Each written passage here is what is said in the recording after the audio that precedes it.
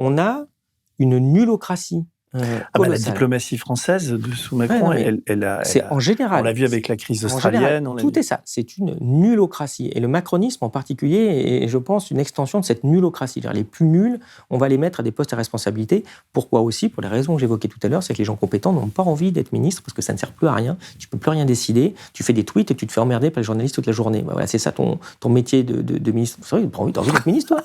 Il est absolument anormal qui ne répondent pas à ces questions-là. On va dire c'est sa vie privée, etc. Quand tu es un personnage public de ce niveau-là, c'est pas un problème de vie privée, c'est un problème de décence et un problème d'honnêteté par rapport aux Français. C'est-à-dire, on ne peut pas mettre un bulletin dans l'urne et voter Macron sans comprendre ce qui se passe à ce moment-là. Il y a à l'évidence une volonté de dissimulation. On va essayer d'élucider ça. Et ce que j'aimerais, moi... c'est surtout, si tu veux élucider, il faut espérer qu'il y ait peut-être un spectateur qui verra cette vidéo et qui pourra t'écrire ou m'écrire. Et qui sait, en fait, où c'est parti. Parce que quand même, dépenser autant d'argent, il y a des gens qui le voient.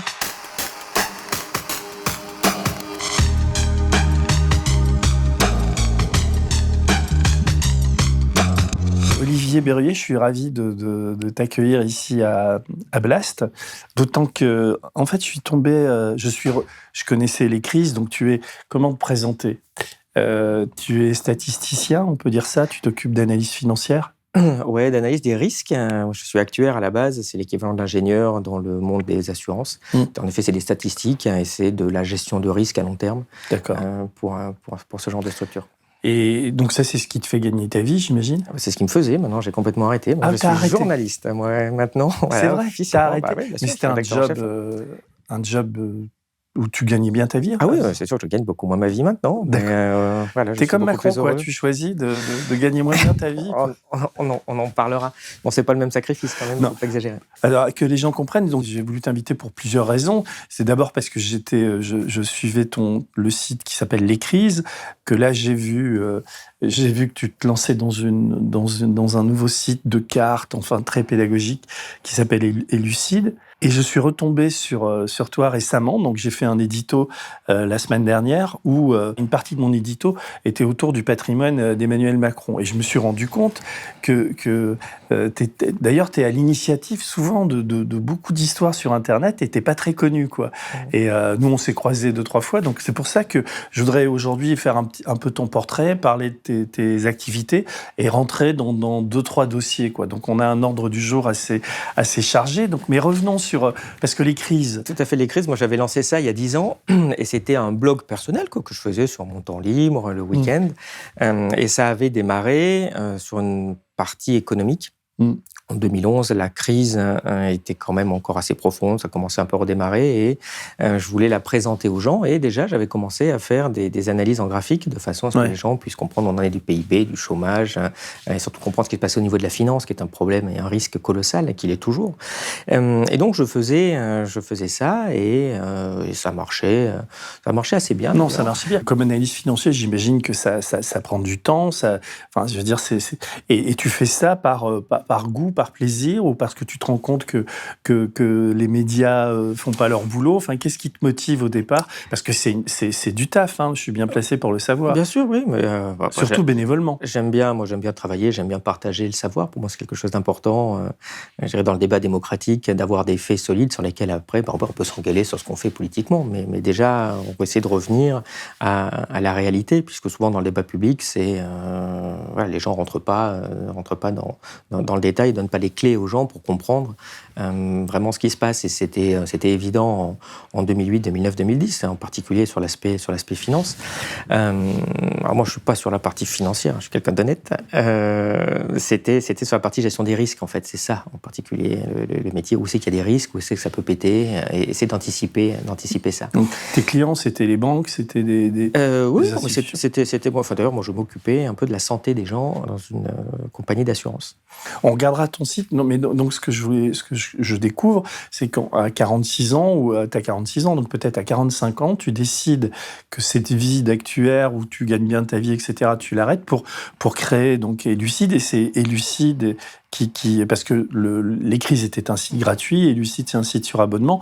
Et c'est ça qui te fait vivre aujourd'hui. Tu fais un petit... Mais t'as dû diviser par 10 tes revenus pour te lancer là-dedans. Pas plus, je n'ai pas été payé pendant un petit moment. Et je ne suis toujours pas payé. Mais c'est pas très grave, si tu veux. Si on lance un projet, on voit si ça marche, on voit si ça marche pas.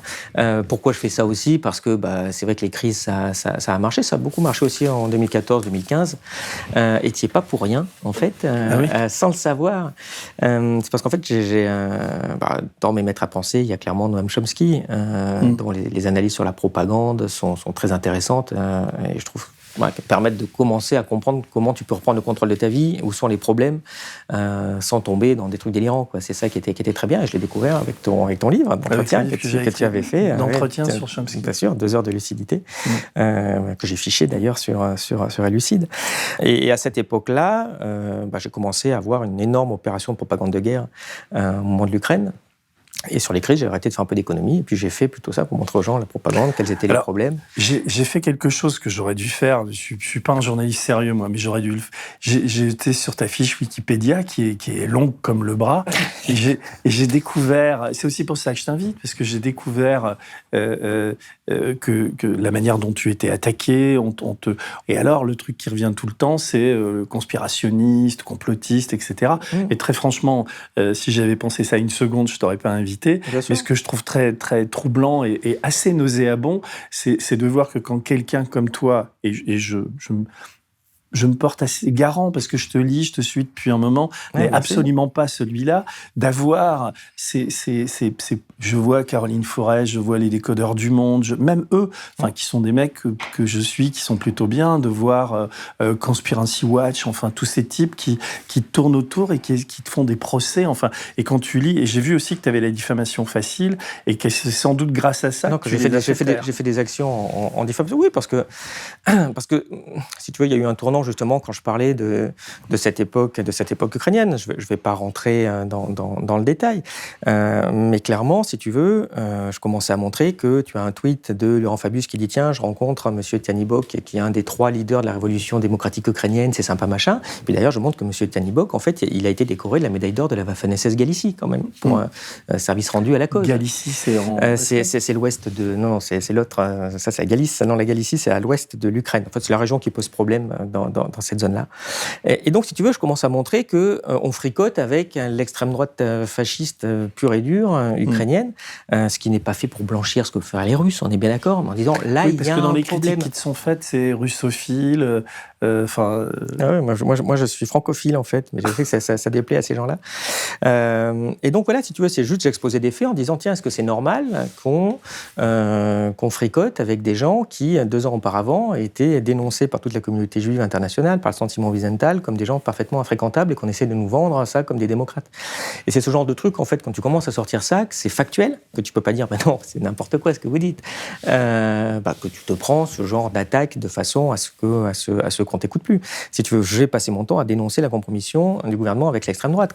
Et puis après, tu te tapes des trucs sur t'es complice, quel complot. Et donc, en effet, j'ai dû faire quelques procès en diffamation contre les décodeurs, que j'ai gagné en particulier, ou contre aussi une autre diffamatrice, parce qu'est-ce qu'ils essaient de te coller pour dire non, discutons pas de ce que raconte ce mec-là, mettons-le de côté sans rentrer et sans analyser ce qu'il dit.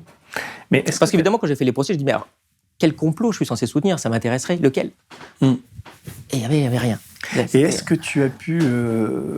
on parle de ça, mais on reviendra après sur Macron et tout ça, mais est-ce que tu as pu, décoder, décrypter l'origine? Parce que t'es quand même très... moi, je sais que j'en ai eu beaucoup, des gens qui racontent des trucs sur toi, sur les réseaux sociaux, etc. Est-ce que tu as pu voir pourquoi il y a une sorte de réseau comme ça autour de toi? Est-ce que c'est organisé? Est-ce qu'il y a à l'origine quelqu'un? Ou est-ce que pourquoi tu suscites je suis pas complotiste, par chance. Non, il y a simplement en effet des réseaux qui sont très pro-OTAN, pro-guerre. Moi, j'appartiens à plusieurs associations de défense des droits de l'homme, d'associations d'amitié entre les peuples. Je peux pas. Mais c'est qui ces réseaux pro-OTAN, pro-guerre? C'est ceux que tu vois, tu les connais bien. c'est des réseaux qu'on pourrait qualifier de valsistes pour voir un peu d'où ça peut venir, quoi. Valsiste de Manuel Valls, oui. Donc, tous ses proches et Lévy, compétents. Oui, enfin, ce genre de monde à penser. Le conspiracy, là, Rudy. Donc après, à voir où ils s'inscrivent là-dedans, si tu veux. Mais oui, c'est clairement ce petit monde-là, parce que je suis militant anti-guerre, quoi, clairement. Non, pas absolu. Il y a des cas où on peut effectivement, faut pas être non plus complètement enfermé. Mais en tout cas, tout ce qu'on nous vend, c'est à chaque fois du mensonge. Et depuis que je suis petit, depuis la guerre du Golfe, depuis Timișoara, depuis les armes de destruction massive en Irak, depuis la Libye, depuis la Syrie. Alors, c'est toujours pareil, en fait. À chaque fois, tu as des centaines de milliers de morts où les mecs ils te disent envoyez des armes, et à la fin, c'est toujours pire qu'avant qu'on intervienne. Alors là, on parle peut-être pour des initiés, mais c'est vrai que là, on a sorti plein de trucs sur le Qatar et sur la Syrie. Je vais quand même réagir parce que quand même, là, tu m'as tendu une perche, si tu veux. Quand je vois certains papiers que tu sors, où tout d'un coup, les gens parlent, tiens, on a des réseaux médiatiques sur en particulier les gens qui essayent de donner une vision équilibrée sur la Syrie. Bon, ça me fait sourire, donc j'espère que tu vas continuer à enquêter. Mais non, mais alors le truc que je découvre, c'est que ces champions de la lutte anticomplotiste sont organisés en complotistes, c'est-à-dire que ils se cooptent les uns les autres et ils prennent des cibles. Et là, à un moment donné, ils ont un problème avec moi parce que en matière de journalisme, j'ai de leçons à recevoir de peu de monde. Et là, de voir ces types qui essaient de dire que je suis pro-Bachar Bachar, et donc je les ai retrouvés un peu chez toi. Enfin, c'est des trucs. On va pas perdre notre temps à. Non, mais c'est quand même intéressant parce que c'est une destruction de réputation et c'est fait pour empêcher l'information de circuler. Et c'est ce que tu dis d'ailleurs, quand ce que tu sors n'est repris nulle part, t'es pas en train de dire « Attendez, je vous ai sorti, moi je veux passer sur TF1 pour que tout le monde dise que j'ai raison ». Tu dis au moins, si vous pensez que j'ai tort, que c'est faux, enquêtez, parlez-en, c'est votre boulot. Et ils le font pas. Et donc c'est fait justement pour évacuer de cette façon-là. Donc c'est pas du tout anecdotique dans le débat, en tout cas pour l'information des gens. Et ces gens-là ont une audience, sont financés par de l'argent public, enfin, etc. Mais bon, on va pas perdre notre temps avec eux, mais c'est intéressant, de voir que quand on essaie d'exister, et on est quand même pas un média mainstream, mais bon, on les a autour, comme ça, qui, à la moindre, on est capable de faire des erreurs, mais à la moindre erreur, boum, tu te retrouves catalogué, je sais pas quoi. Tu as vu d'ailleurs un type qui vient de sortir un livre sur le complotisme, vient de dire que de toute façon, quand tu es marxiste, tu es déjà complotiste. Je pense qu'il est extrêmement important de dire qu'il y a différents degrés au complotisme. La terre plate, c'est vraiment l'extrême, mais effectivement, on peut très bien dire que le marxisme, par exemple, qui imagine ou décrit, il y a deux manières de le percevoir, une opposition un peu manichéenne entre le grand capital et le prolétariat, c'est le socle, si vous voulez, d'une pensée un peu manichéenne. Voilà, vraiment plusieurs degrés. C'est un des journalistes des décodeurs du Monde qui a sorti un bouquin, d'ailleurs dans la tête des complotistes, dont le nom me fait rire, tu vois, qui semble montrer qu'il y a des complotistes, c'est des gens bizarres, tu vois, heureusement, par chance, nous, on n'est pas comme ça. Alors qu'en fait, quand tu regardes, ces gens-là, finalement, sombrent assez facilement dans le complotisme. Parce qu'ils commencent à te dire, tiens, machin, genre moi, regardez, il dit des trucs. Bon, il dit une fois, deux fois, puis au bout de trois fois, c'est pourquoi il fait ça, en fait, le gars ? Et il commence à dire, mais oui, le gars, en fait, il est sûrement payé par les Russes ou par Bachar al-Assad, machin. Ou dans ce que tu viens de citer. Je veux dire, à un moment donné, imaginez que tu soutiens Bachar al-Assad. Ouais, non, mais... je veux dire... Non, par contre, on a des documents qataris. Il faut quand même être sacrément complotiste dans sa tête pour imaginer ça. Mais évidemment, c'est facile de le dire pour t'évacuer. Alors, j'invite les gens qui nous écoutent, sur le site de Blast, Olivier Rouleau a fait un droit de réponse impeccable, qui est un peu long, mais c'est toujours comme ça avec Olivier, c'est Judith Ferdinand, il fait 3 pages, mais il répond parfaitement aux accusations, complètement délirantes, mais ça en dit long quand même sur cette absence de journalisme. T'es là, ils te font perdre du temps. Et puis quelqu'un va dire, il y a une polémique. Et puis après ta page Wikipédia, quelqu'un va mettre grosse polémique de monsieur, alors que tu as juste sorti une info que personne ne prend la peine de vérifier. Tu vois, on n'en parlera pas, mais tu vas voir ça sur machin, il pense ça, et puis il pense ça, puis l'autre il pense le contraire, et puis quelqu'un lit ça et dire les gens sont comme ça. Est-ce que je peux avoir confiance en Denis Robert ? Je regarde, oh là là, il a l'air ça de polémique, bon, peut-être pas. Et c'est comme ça, en fait. C'est un jeu efficace. Donc toi, t'attaques systématiquement. Il y a une période où tu as vu que tu as attaqué en diffamation. De toute façon, maintenant, ils sont ridiculisés, ces gens-là. Donc, si tu veux, c'est bon. Si on t'a pas traité de complotiste, c'est que c'est sans doute pas fait grand-chose d'intéressant dans ta vie, quoi. Par exemple, Bernard-Henri Lévy, je sais qu'il est ridiculisé dans certains milieux, mais lui, il continue. Et je pense que dans tous les milieux, non ? Quand même. Je parle de lui parce que je pense qu'il est une sorte de tête de réseau, quoi. C'est un type qui est en permanence dans le réseau. Et ce qu'on a écrit sur lui, et j'invite les gens à le relire sur le site de Blast, on a gagné un procès qu'il nous a fait, donc c'est quand même important, et c'est absolument inattaquable. On verra en appel, je pense qu'on gagnera en appel. Et on voit bien qu'il actionne derrière, et je le vois bien. Je vois bien les trucs qui me reviennent, et on a eu les mêmes, sans se connaître, on a eu les mêmes adversités, on va dire. Mais bon, on évacue. Je voudrais qu'on parle. Parlons du fond, c'est plus intéressant quand même. Voilà. Non, mais je suis tombé sur tes papiers de 2017 sur Macron. Comment c'est tu es alors j'essaie de situer. Un papier sort dans le Canard enchaîné avant la présidentielle. En 2016, oui, c'était un an, pas loin d'un an auparavant, quand même. Sur le patrimoine d'Emmanuel Macron, ses revenus, etc. À l'époque, il était ministre et en pré-campagne, on va dire, il avait créé La République En Marche. Et donc, ce papier du Canard, tu peux le résumer et dire comment et pourquoi tu te lances là-dessus? Non, en fait, je vois sortir le papier du Canard en 2016 et qui montre certaines incohérences qui parle comme ça, quelques incohérences sur le patrimoine de Macron. Du genre, il a gagné beaucoup d'argent, il n'en a plus. Du genre, tiens, c'est bizarre, son appartement, quand il évalue, il n'a pas pris beaucoup d'argent alors qu'il y a des grosses plus-values à Paris. Donc, tu vois, ce genre de truc. Puis, tu vois, Macron est quand même interviewé par le Canard. Et Macron les envoie un peu boulés, en fait. C'est vraiment, il ne répond pas aux questions. Alors, bon. Moi, ça fait 25 ans que j'ai le Canard. Je sais que quand t'as ça qui se passe, généralement, c'est pas très très bon en fait, parce que normalement tout le monde est comme ça, il répond vite pour pas avoir de problème.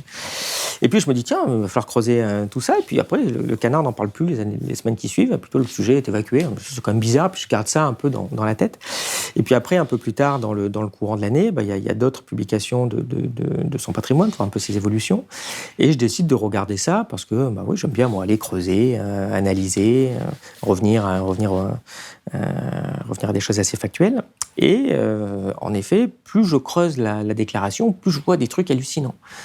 Alors, tu pars sur le document de la Haute Autorité. La Haute Autorité, je pars sur des documents publics. En fait, tu sais, c'est ce que j'ai fait, on peut le faire à la maison. C'est juste qu'il faut prendre le temps, il faut réfléchir, il faut regarder, il faut comparer. C'est ce que donc là, lui, il déclare, il le dépose quand, ce truc? C'est avant la présidentielle ou... Oui. Enfin, il en dépose en tant que ministre, et puis après, il la dépose quand il quitte le ministère. Donc on peut comparer. Puis après, il en fait une troisième au moment de la présidentielle. Ouais. Il déclare un patrimoine net de 196 000 euros de mémoire. Dans ces eaux-là, à peu près 200 000 Heureusement, euros. il y a Poutou qui est derrière lui, qui déclare un peu moins, mais c'est le plus fauché de tous les candidats. Dupont-Aignan déclarant un peu plus de 2 millions, tout à fait. Mélenchon 960 000 de mémoire, etc. Chacun, à un moment de sa vie, à 60 balais, t'as du patrimoine immobilier, etc. Il se trouve que lui, que dalle. Et le principal problème, c'est que quand il a été banquier associé chez Rothschild, il a gagné en gros 3 millions d'euros. Il a payé là-dessus des impôts. Bien sûr, beaucoup d'impôts. Enfin, il reste quand même un peu moins de 2 millions. Ouais. Voilà. Et comment, qu'est-ce qui se passe à ce moment-là? Comment tu fais? C'est la première question. Si tu veux, tu vois rentrer en 2010, 2011 et début 2012 un peu moins de 2 millions d'euros net dans son patrimoine. Puis tu t'aperçois en 2016 qu'il n'y a plus rien en fait, quasiment plus rien.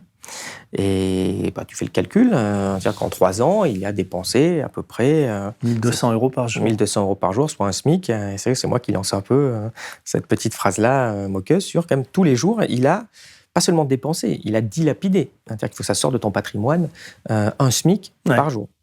Parce que si tu achètes une voiture, ok, tu peux le dépenser, c'est facile, mais la voiture, elle rentre dans ton patrimoine. Donc en fait, ton patrimoine n'a pas changé. Tu avais de l'argent sur le compte en banque, puis tu as une voiture, de la valeur, donc ça ne change pas ton patrimoine. Là, il faut vraiment aller au resto, acheter des vêtements, faire des trucs, avoir des trucs qui font sortir l'argent de ton patrimoine.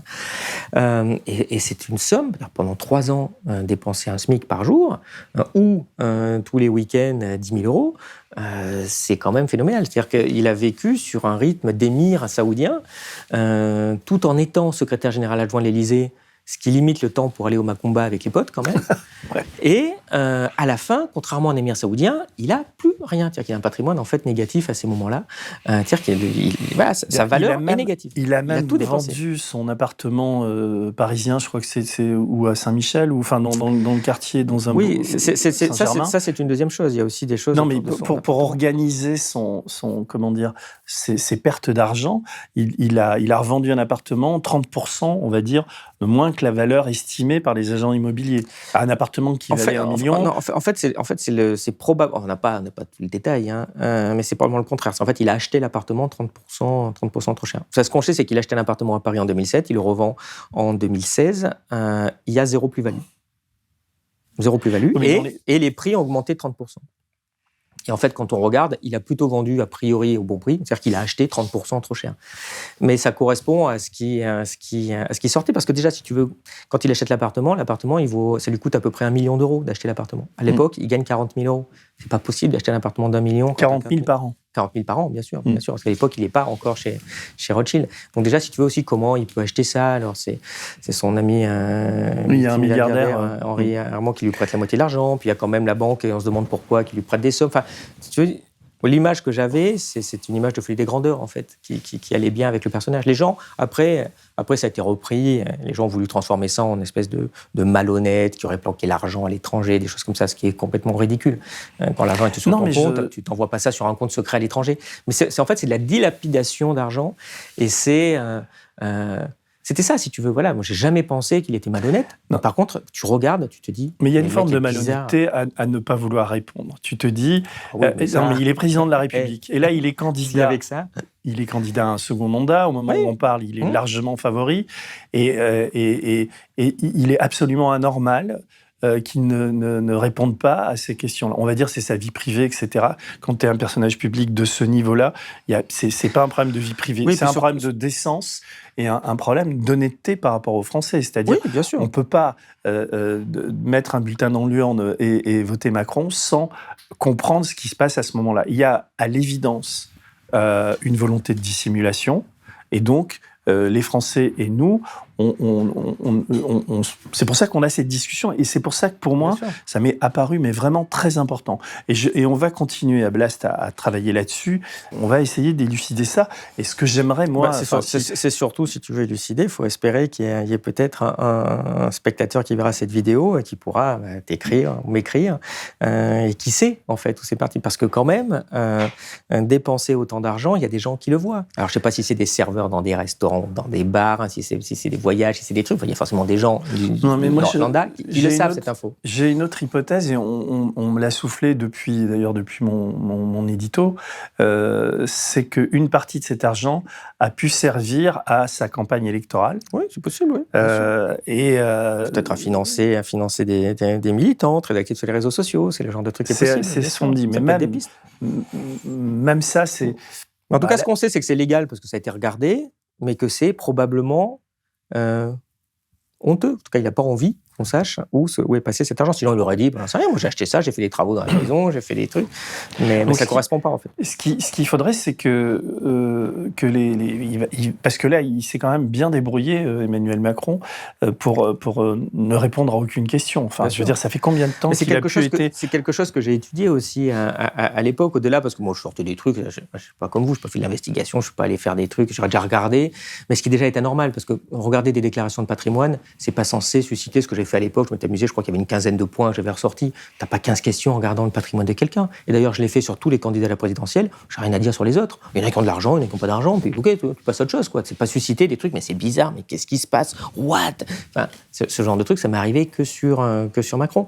Et ce que j'ai fait aussi après, je m'amusais, dans les articles à l'époque, à regarder comment la presse faisait tout pour aider Macron, en particulier les JDD qui étaient très forts là-dessus, puisque comme ils en parlaient, ils ont beaucoup creusé le sujet, mais on sait qu'ils étaient proches de Macron, et on voit qu'à chaque fois, c'était pour essayer de le déminer, et c'était très drôle. Et je montrais des fois, tu prenais un article où le gars disait non, regardez, il n'y a rien de problématique, tu prenais les 3 points qu'il mettait, d'ailleurs je l'ai fait sur une image, les 3 points montrent qu'il y a un énorme problème, en fait. Tu vois, du genre, il a gagné 3 millions d'euros, il lui reste que 100 000 euros, mais il faisait comme si c'était normal, alors que tu voyais qu'il y avait un gros problème et qu'il fallait creuser. Et au total, tu as juste quelqu'un qui a dit oui, on reconnaît, il a eu un grand train de vie. Voilà, oui, j'ai vu réponse. Ça.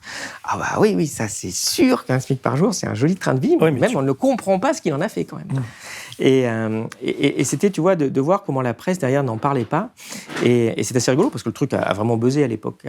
Et j'ai un seul journaliste qui m'a contacté d'un grand quotidien C'est quoi, c'est Le Monde ou non, j'en parlerai pas. Non, allez, on va pas le citer. Non, mais je te demande pas son nom, je te demande le journal. Non, mais même j'en parle pas si on saura qui c'est. Non, mais et juste, il me dit, ouais, ça a l'air super intéressant. J'ai regardé, ouais, ça a l'air super sérieux, votre truc. Oui, c'est sûr que c'est sérieux. Je prends les chiffres, je regarde, j'ai fait 3 graphes, j'ai pas inventé le truc, quoi. Le gars, machin, ouais, et puis après, il me recontacte, il me fait, ouais, non, moi, j'en ai parlé avec mon rédac chef. Non, c'est vrai que c'est un vrai sujet.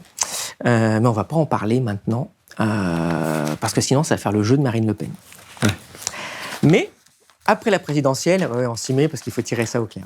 Non, C'était il y a 4 ans et demi, donc si tu veux, le bientôt, là, il va falloir peut-être qu'il regarde. Mais là, donc tu vois, j'ai imprimé tout ce que tu as écrit sur sur le sujet, sur les crises, et il y a vraiment des passages qui sont troublants, quoi, quand tu rentres dans le détail, quoi. Oui, il y a des choses très, très, très amusantes. Enfin, à un moment donné, il déclare qu'il achète une voiture d'occasion 40 000 € à un moment où il gagne 40 000 € par an. Donc tu dis, mais c'est pas possible de payer une voiture d'occasion quand on a ces salaires-là à ce prix-là. Je crois que c'est l'Express. Je pense que c'est dans l'Express. Mais non, c'est pas l'Express ou c'est le rapport d'Anticor, je sais plus. Quelqu'un qui dit Emmanuel Macron n'entend pas à ce stade répondre aux questions de ses adversaires sur l'usage personnel ou familial qu'il a fait de ses revenus, ce qui relève de sa vie privée, a fait savoir un de ses proches. Et donc, j'ai mis non dans la marge, parce que malheureusement, ça relève pas de sa vie privée. Oui, et pourquoi ça relève pas vraiment de sa vie privée parce que ça, c'est un des axes que je dis aussi, puis tu sais, c'est ce qui fait qu'après, tu n'es plus trop invité dans les médias. C'est que quand on est, non pas en démocratie comme chez nous, mais en monarchie élective, qu'il y a un monarque qui décide de tout seul, sans aucun contre-pouvoir, parce que c'est exactement le cas. Il n'y a pas une loi qu'a voulu Emmanuel Macron que le Parlement n'a pas votée, et il n'y a pas eu une loi que le Parlement a votée qui n'a pas été approuvée par Macron. Donc, à un moment donné, ça veut bien dire qu'il y a exactement la même chose.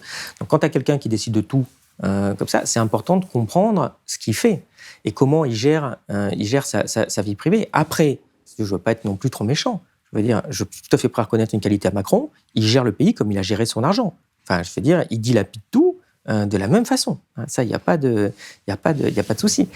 Mais cette attitude-là qui pose plein de questions, parce que tu as seulement les questions, en effet, dont on a parlé, qui sont énormes, où je te dis, tu as une histoire de folie des grandeurs, c'est ce que tu vois, tu dis, le type, je pense qu'il voit une maison, en fait, son appart, il a acheté 200 000 € de trop. Mais qui fait ça, en fait, quand tu n'as pas d'argent, en plus, pour l'acheter? Une voiture, 40 000 €, c'est parce qu'il est aidé par ce milliardaire errant, là. Non, c'est pas d'ailleurs, on ne sait pas d'ailleurs sur ce truc-là exactement, mais on voit que c'était même pas remboursable si derrière, c'était pas couru d'avance qu'il allait gagner plein d'argent 10 ans après. Donc, ça montre aussi que ces gens-là sont sur un... Mais ce qu'il faut que les Français... sont sur un rail pour aller gagner beaucoup d'argent. Mais comme tu l'as souligné aussi, c'est aussi, mais comment ça se fait qu'il ait quitté Rothschild pour aller travailler Qui fait ça? Tu te moquais un petit peu tout à l'heure en disant, oui, t'es fait comme Macron. Macron, il a quitté un job à 200 000 € par mois. Non, j'aurais pas quitté un job à 200 000 € par mois pour faire mon truc. Je suis désolé, il y a des limites quand même. Mais tu dis, mais comment on peut quitter ce job pour aller faire porte-serviette de François Hollande? Et d'ailleurs, comment François Hollande accepte que quelqu'un fasse ça? Je lui dis, c'est quand même bizarre, ce mec. Il gagne 200 000 €, venir bosser avec moi pour gagner 20 fois moins, quoi. Mais je sais plus, c'est dans... Qu'est-ce qu'il veut? Est-ce que derrière, il va aider ses potes? Et on sait qu'il a aidé ses potes. Il y a des témoignages, particulièrement dans les articles d'ailleurs, de Karine Berger, qui dit, ah bah tiens, il aide les banques, là, il veut torpiller le projet bancaire quand il est à l'Élysée. Ou est-ce qu'il est juste honnête? Mais dans ce cas-là, le mec, il n'est pas très clair dans sa tête. C'est-à-dire, si tu es prêt à quitter 200 000 € par mois juste pour aller avec François Hollande et que tu n'as pas de pensée malsaine derrière, ça veut dire que tu n'es pas bien dans ta tête quand même. Sinon, quelqu'un de normal ne fait pas ça, en fait. Mais tu es assoiffé de pouvoir, tu as un problème. Je crois que c'est dans le bouquin de David et l'homme, pas le dernier, celui d'avant, celui sur François Hollande, où il est dit que Hollande, quand il bâtit son équipe, etc., il a un seul, je crois que c'est Attali qui vient lui dire, j'espère ne pas me tromper, sinon je vérifierai, mais qui vient lui dire, écoute, les patrons, les grands patrons n'ont qu'une seule demande, c'est que tu prennes le petit Macron comme secrétaire général adjoint à l'Élysée. Et donc, lui, il le voit, il le prend. Mais ça signifierait... Elle est comme ça, François, quand même. Elle est gentille. Non, mais c'est pas méfiant. Il s'est bien fait avoir, quoi. Il le reconnaît aujourd'hui, enfin bon, etc. Mais bon, c'est lui qui nous l'amène sur un plateau. Je crois qu'on s'est bien fait avoir aussi. On s'est tous fait avoir, ouais. Mais donc, ça voudrait dire... Enfin, je veux dire, là, c'est pareil. Tout à l'heure, on a parlé de complot, mais là, on discute. Hein. Donc, je veux dire, ça... Mais j'ai quand même ce sentiment que le plan était préparé à l'avance. C'est-à-dire que, bon, ils n'étaient pas sûrs de gagner. La République En Marche, c'était un drôle de pari et tout. Non, mais attends, un milliardaire, il ne met pas tout son argent sur le même cheval. Hein. C'est-à-dire, bien sûr qu'ils aident Macron, non, mais là, bien sûr qu'ils aident Fillon en même temps, bien sûr qu'ils vont aider machin. Puis au dernier moment, tu dis, ouais, il y en a un qui va gagner, c'est bon, moi je gagne à tous les coups. Il n'y en a pas qu'un, il y en a plusieurs. Là. Je sais qu'il dit très régulièrement en ce moment chez François Pinault. Bien sûr. Crépuscule, le livre de Juan Branco a quand même assez bien démontré les liens très forts qu'il y avait entre lui et la famille Arnault, et évidemment Xavier Niel. Donc tout ça c'est documenté aujourd'hui. Et simplement, ça franchit pas l'opinion. Mais les gens que tu cites, tu vois, n'étaient pas ennemis profonds de François Fillon. Il aurait été élu, ça se serait bien passé pour eux aussi. T'inquiète pas. Voilà. C'est ça en fait. Parce que sinon, on a l'impression qu'ils sont tous derrière un seul homme. Oui, ils sont tous. Mais c'est ce qu'il fait, parce que la question, c'est aussi comment il se met à toucher 2 millions d'euros chez Rothschild. Et on voit très bien que, en fait, il est embauché, il est soutenu par 3-4 patrons qu'il a eu dans la commission Attali, en fait. C'est son passage, il était secrétaire de la fameuse commission Attali de 2007, pour ceux qui se rappellent. Et puis c'est là qu'il a vu 3-4 patrons, que les patrons l'ont mis chez Rothschild, que d'ailleurs, un des patrons, après, il lui a fait gagner un deal énorme chez Rothschild. Enfin, voilà. Puis évidemment, après, c'est juste des réseaux d'amitié, quoi. C'est pas des complots. Et nous, on a documenté, j'invite les gens d'ailleurs qui nous écoutent à aller sur le site de Blast, encore sur Adrexo. C'est lui qui quand il était chez Rothschild, fait la vente une filiale d'Adrexo appartenait au groupe Ouest France, et c'est lui qui revend Adrexo aux actionnaires d'aujourd'hui qui ont complètement dilapidé l'argent, enfin tout ce qu'on a pu documenter au moment des élections, etc. Donc c'est aussi lui qui est dans le deal du Monde. Enfin, donc il est très présent dans ces lieux-là, et il n'est jamais interrogé sur son patrimoine, sur les questions qu'on pose là. D'ailleurs, il n'est jamais interrogé quand il y a des conférences de presse ou des débats. Ça fait très longtemps qu'en France, on est quand même le seul pays où le président choisit ses intervieweurs. Ça existe depuis Giscard d'Estaing. Hein. Mais là, je veux dire, il y a une campagne électorale qui s'annonce. Alors, c'est pas que je déteste Zemmour. Zemmour est un réel problème. C'est une fabrication, etc. Mais il s'énerve contre Gilles Boulot, qui a simplement fait son travail. Il se fait traiter de connard. Mais c'est vrai que j'aimerais que, si Gilles Boulot, tu m'entends... Tu te souviens, on était dans la Vologne ensemble. J'aimerais, si tu invites Emmanuel Macron, que tu lui poses ces questions-là. Ça serait intéressant de le savoir. Mais il faudrait que, je sais pas, moi, Jean-Michel Apathy, Léa Salamé, tous ces grands intervieweurs qui sont dans des médias tu sais bien qu'ils sont dans ces médias parce que justement, ils ne vont pas poser ces questions-là. Je pense que, regarde, Apathy s'énerve en ce moment. Oui, Apathy est un peu particulier. Ouais. J'aime bien. J'ai eu un débat avec lui très intéressant, d'ailleurs. Non, mais je sais. Bien sûr. Et donc, mais c'est pas lui qui va interviewer Macron 20 heures, en fait. C'est ça que je veux dire. Non, mais peut-être. Ce sera intéressant. C'est ça qui poserait des belles questions. Il y a des tas, tu vois, tu les repères quand même. Il y a des journalistes, tu te dis Bourdin, il est pas non plus, tu vois, mais il pourrait poser ce type de questions. Moi, je suis pas du genre. C'est pas parce que je suis à Blast. Il a pas déjà interviewé avec Plenel. Si, avec Plenel. Je crois qu'ils ont oublié de poser la question. Ouais, ils ont pas posé la question. Putain, c'est dommage. Il y avait des trucs. Non, mais il y avait des trucs plus importants. Non, mais je me dis. C'est pas mon genre en plus. Hein ? C'est pas mon genre. Non, mais je me dis que... Alors peut-être je suis naïf d'ailleurs, mais je me dis que peut-être... Relis Chomsky, allez, il est trop vieux ton bouquin, il faut le relire. Non, mais non seulement je le relis, mais je sais, mais d'ailleurs quand je l'avais rencontré, Chomsky, il est un peu psychorigide sur certains trucs. Oui, mais il a une jolie phrase qui dit que tu peux pas avoir à la fois une lutte pour la justice et la vérité et être passé dans les grands médias. Voilà. Au bout d'un moment, ça va être incompatible, ce truc-là. C'est une loi qu'on peut appeler Noël Chomsky. Prends des exemples, il n'a pas 50, en fait. Hein. Alors, justement, ça m'amène à... C'est plus une réflexion qu'une question, mais je voudrais que tu rebondisses là-dessus. C'est-à-dire qu'en ce moment, on voit bien monter... Là, tu crées ton site Lucide. Nous, on a créé Blast. Avant, j'étais aux médias. Il y a Reporter, Arrêt sur Image. Je ne vais pas tous les énumérer, Basta, etc.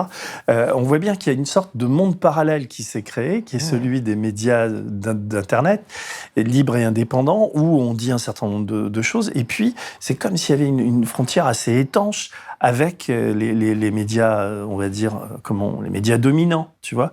Et le fossé s'est creusé. Tu vois, par exemple... moi, je ne demande rien à personne. Je viens d'écrire un bouquin qui s'appelle Travailleurs médiatiques, qui est sorti il y a 3 semaines maintenant. Et autant sur mes autres livres, même Larry Fink, BlackRock et tout ça, j'étais invité. Autant là, c'est pas de mon fait. Hein. Moi, si on m'invite, j'y vais. Enfin, je n'irai pas partout. Hein. J'irai pas chez CNews. Ils m'ont invité chez Hanouna, j'ai dit non. Enfin, il y a des choses. On se respecte quand même, monsieur. Quand même. Non, mais ce que je veux dire, c'est c'est très étrange, ces deux mondes parallèles et le fossé se creuse, et la réalité qui existe dans les médias mainstream. Donc, ils ont une sorte de condescendance et de suffisance à l'égard des médias, on va dire, indépendants que nous sommes, qui devient, je veux dire, même pour quelqu'un, si quelqu'un a un tout petit peu de recul et d'objectivité sur la situation, c'est insupportable, quoi. Enfin, ce qui devient insupportable, c'est ce qui est véhiculé dans les médias mainstream. C'est la manière, ce délire Zemmour, par exemple, qui sort en ce moment, où tout est faux, tout est bâti sur des fake news. Et après, nous, on vient nous chercher des poux parce qu'on essaie de faire notre boulot, quoi. Oui, bien sûr. Si tu dis, il y a plusieurs commentaires. Le premier, tu as dit, tiens, regardez, je ne peux pas tous les citer. Je crois que tu les as à peu près tous cités, d'ailleurs.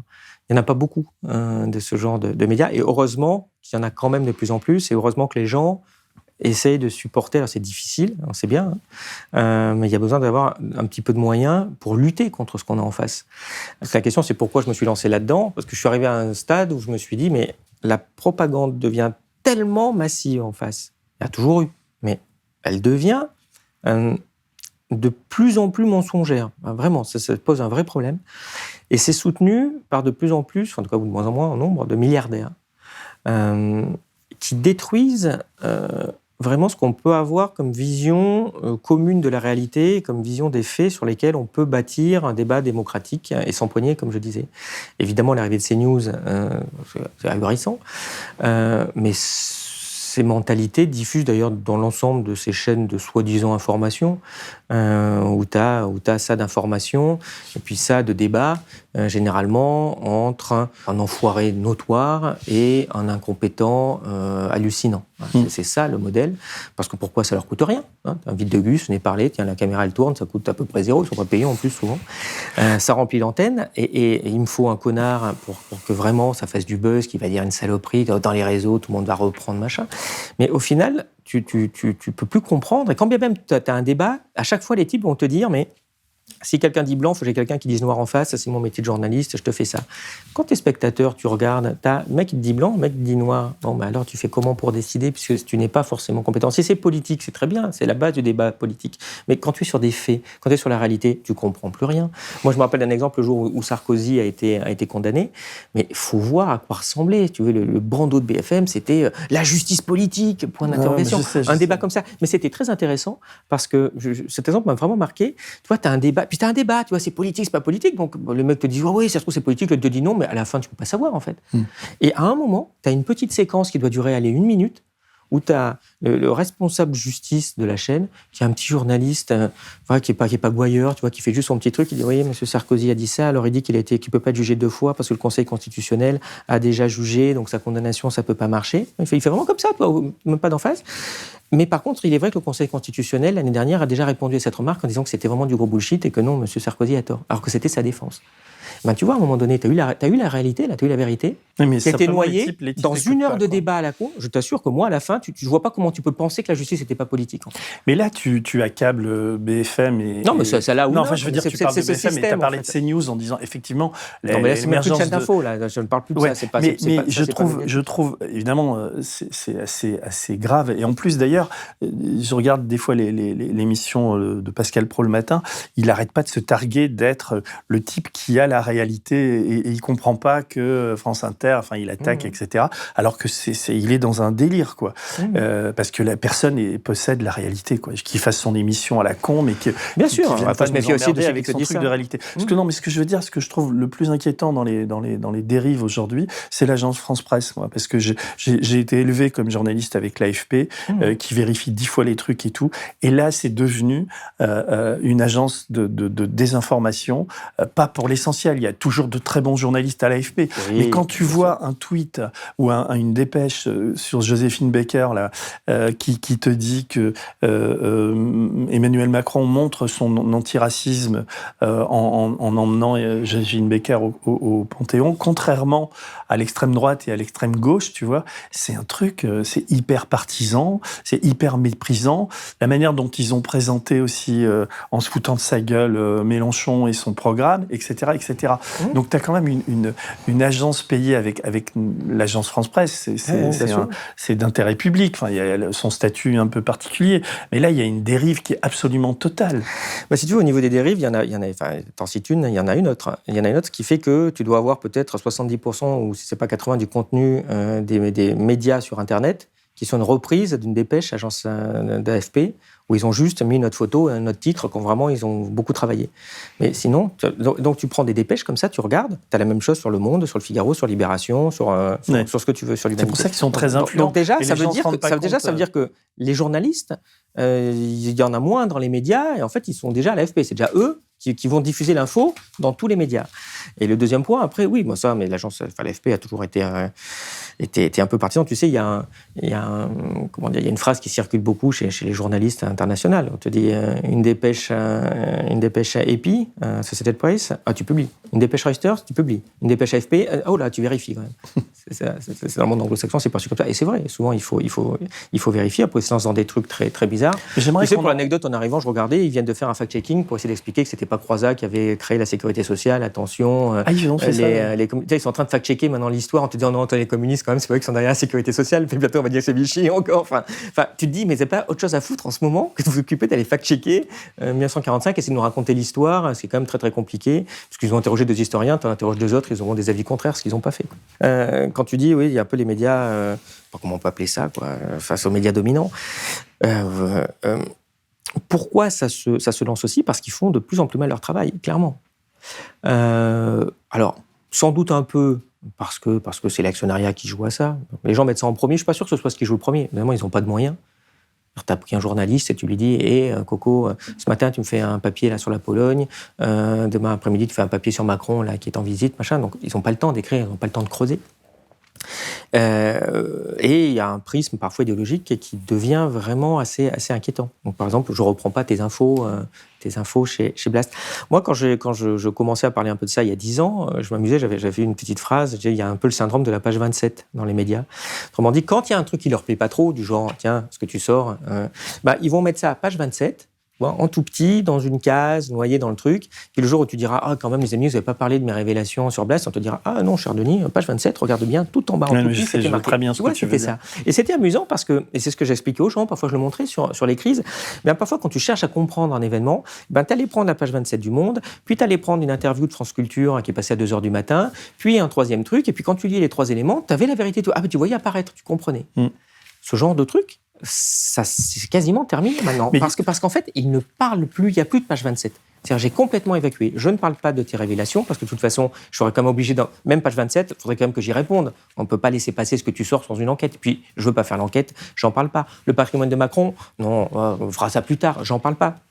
Ça devient très difficile maintenant de comprendre ce qui se passe, que tu peux même plus aller chercher des bouts de vérité. D'où l'utilité d'avoir des médias indépendants qui se lancent. Ça répond aussi à un manque énorme. Dans les médias, moi, il y a un France Info, tout ce qui est écrit sur France Info, le site de France Info, je le trouve très bien fait. J'y retrouve vraiment beaucoup d'informations. Ça me plaît plutôt, tu vois. Je m'informe aussi à Courrier International. Il reste des choses. Le Nouvel Obs fait des efforts en ce moment tu vois, il y a pas tout. Parce que là, c'est des pas fois, tout noir non plus. Oui, les gens auront compris que oui, d'accord. Voilà. Okay, il y a des choses qui sont vraiment flagrantes et tout ça. Écoute, je voudrais qu'on en vienne dans les faits sont têtus. Le bouquin que tu as écrit en quelle année d'ailleurs? C'était 2012.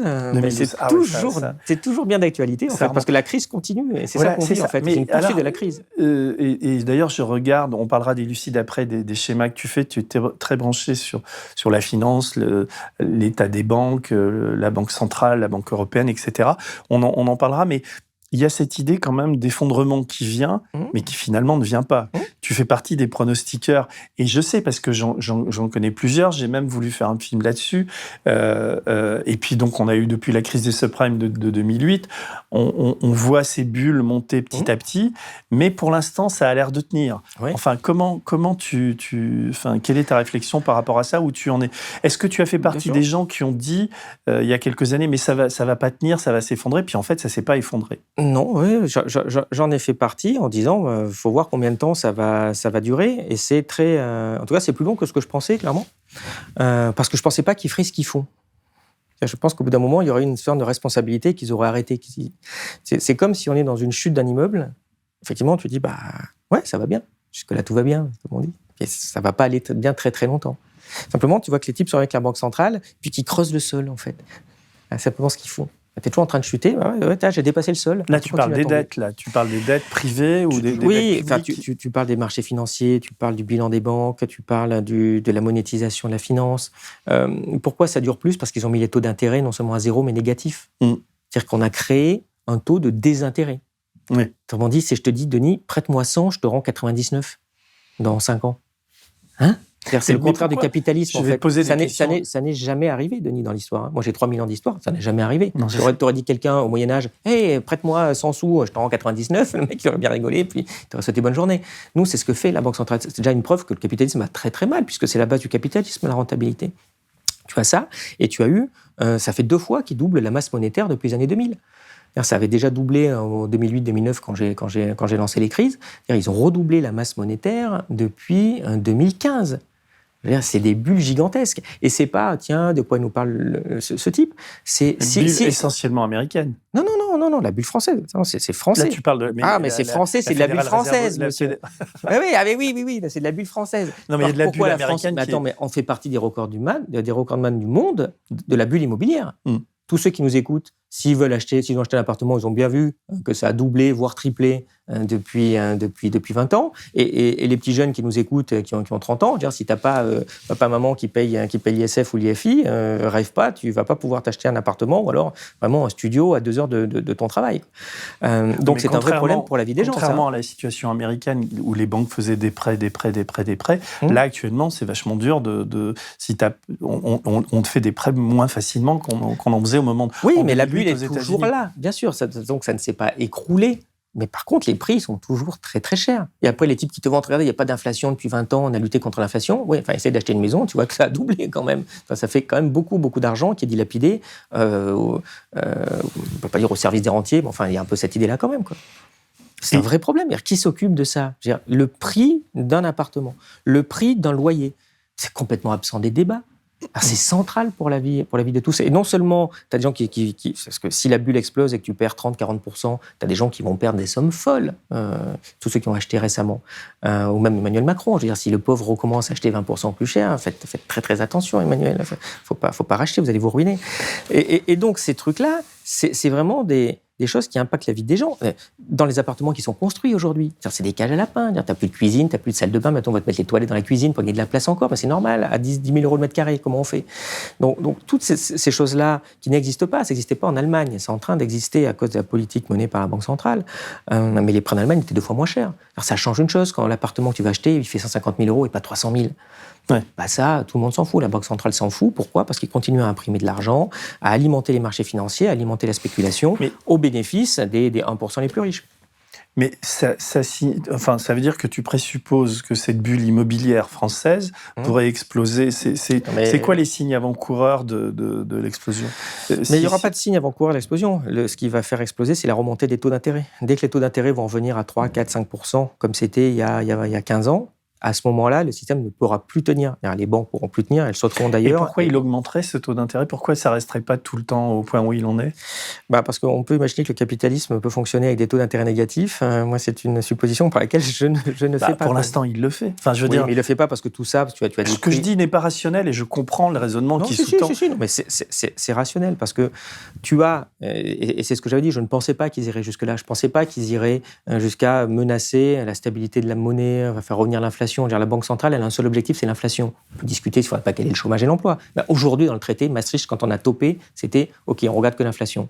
L'inflation, elle est à 6% en Allemagne, elle est à 6% en Belgique. Elle est en train de monter, nous, vers 3,5, 4 en France. C'est-à-dire quand les gens vont avoir une augmentation de salaire de 0 ou 1%, les gens qui nous regardent vont perdre 3% l'année prochaine. 3% quand tu es au SMIC, ce n'est pas juste 3%. C'est peut-être 10% du disponible que tu avais pour essayer de vivre, avoir 2-3 trucs sympas dans ta vie quand même. Et donc tout ça, c'est complètement évacué. Et d'ailleurs, la Banque centrale dit « moi, je fais rien ». Alors que son objectif, elle est déjà au double. Il y a 9% en Lituanie d'inflation. C'est une problématique forte de l'euro d'ailleurs, sur ce truc-là. C'est que la zone n'est pas homogène. Donc on voit très bien que tu es en train de foutre des tensions partout. Tu as des pressions politiques en Allemagne gigantesques. Il y a 2 mois, le gouverneur de la Banque centrale allemande Et on sait ce que c'est en Allemagne, un gouverneur de la Banque centrale allemande. Hein. C'est pas le mec qui est soumis aux banques comme le nôtre. C'est un vrai mec sérieux, rigoureux. Il a démissionné. Il a dit, j'en peux plus. Vous faites n'importe quoi. Alors après, il a fait poliment, mais tu as compris que c'était ça.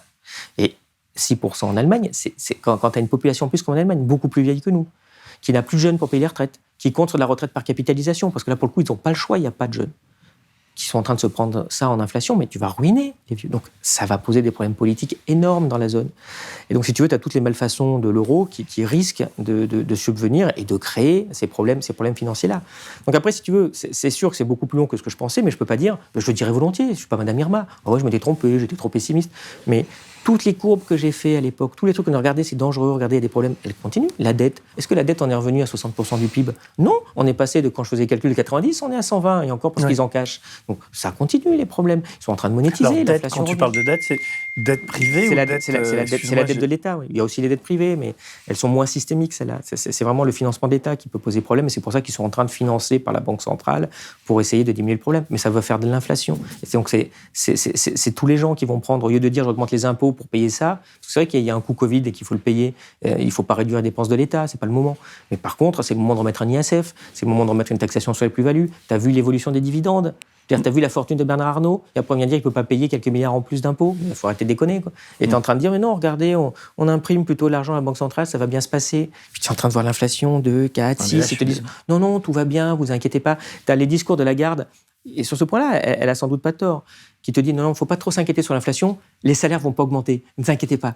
Ouais. Mais elle est en train de dire, l'inflation, je ne fais rien, et en plus, les salaires ne vont pas augmenter. Donc, autrement dit, c'est le pouvoir d'achat en moins pour les gens. Et quand tu vas rogner sur le pouvoir d'achat, c'est de la croissance en moins, et c'est des problèmes économiques à suivre. Ce qui va participer à ça, c'est le débat sur les retraites. Dès l'élection, enfin, si Macron est élu, on va avoir une privatisation des retraites. Je ne vois pas comment on peut y couper compte tenu de ces éléments. Sur ces points-là, il n'y a pas d'énormes problèmes sur les retraites quand tu regardes. Il faut arrêter de déconner.